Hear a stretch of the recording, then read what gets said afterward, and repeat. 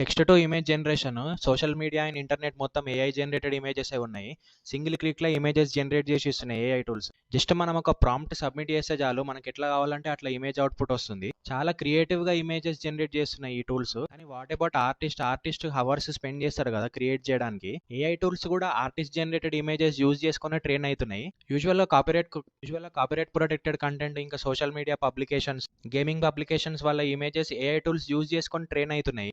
Artist కి hours పట్టేది AI tools కి కొన్ని మినిట్స్ లో అయిపోతుంది. చికాగో యూనివర్సిటీ వాళ్ళు ఒక టూల్ క్రియేట్ చేశారు. ఈ టూల్ పేరు నైట్ షేడ్. ఇది ఏం చేస్తుంది అంటే ఏఐ టూల్ ని పాయిజన్ చేసేస్తుంది. ఈ టూల్ ఎట్లా వర్క్ అవుతుంది అంటే మల్టిపుల్ ఆప్టిమైజేషన్ టెక్నిక్స్ యూజ్ చేస్తుందంట. ఫర్ ఎగ్జాంపుల్ ఇప్పుడు మనం ఒక క్యాజువల్ ఇమేజ్ ఉంది, దాన్ని ఏఐ టూల్ కి అప్లోడ్ చేసినాం అనుకోండి. ఒకవేళ ఆ ఇమేజ్ కి నైట్ షేడ్ ఫిల్టర్ ఉంటే ఏఐ కి మాత్రం అది ఒక ట్రక్ లాగా కనిపించచ్చు, సంథింగ్ డిఫరెంట్ లాగా కనిపించచ్చు. అప్పుడు ఆ ఇమేజ్ ని యూజ్ చేసుకొని ట్రైన్ చేస్తుంది కాబట్టి కంప్లీట్ గా మిస్గైడ్ అయిపోతుంది. ఇది ఇమేజ్ జనరేషన్ మోడల్స్ ని సీరియస్ గా డ్యామేజ్ చేసేస్తుంది. వీళ్ళు ఏం చేస్తున్నారంటే ఒరిజినల్ పబ్లిషర్స్ ఇమేజెస్ కి నైట్ షేడ్ ఫిల్టర్ పెట్టి పబ్లిష్ చేస్తారు. నైట్ షేడ్ ఫిల్టర్ ఉన్నప్పుడు ఇమేజ్ మీద ఉన్న డాటా మొత్తం పిక్సెలేట్ అయిపోతుంది. నార్మల్ గా మనకి ఇమేజ్ ఎట్లుందో అట్లనే కనిపిస్తుంది, కానీ ఏఐ టూల్ కి మాత్రం అది చాలా డిఫరెంట్ గా కనిపిస్తుంది అంట. ఇప్పుడు మనం డాగ్ ఇమేజ్ అప్లోడ్ చేస్తే క్యాట్ లాగా కనిపిస్తుంది. ఒకవేళ హ్యాట్ అప్లోడ్ చేసినాం అనుకోండి, అది కేక్ లాగా అనుకుంటది. దీనివల్ల ఏమైతుంది అంటే మొత్తం టూలే డిస్ట్రాయ్ అయిపోతుంది. ఈ టూల్ వల్ల ఏఐ ఫ్యాన్స్ కి ఇంకా ఆర్టిస్ట్ కి వార్ నడుస్తుంది ఇన్స్టాగ్రామ్ లా.